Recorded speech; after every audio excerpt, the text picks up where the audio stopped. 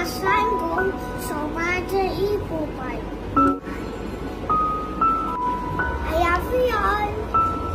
Wow, এবার video বার্তায় বাবা সাকিবকে পবিত্র ঈদের শুভেচ্ছা জানালো সাকিবের ছোট ছেলে শেহজাদ খান বীর।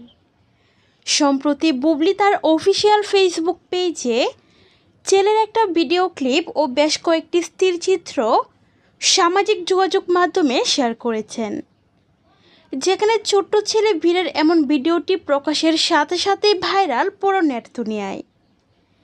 এমনকি বীরের ছবিগুলোতে দেখা যায় বীর যেন শাকিব খানকে হুবহু কপি করলো।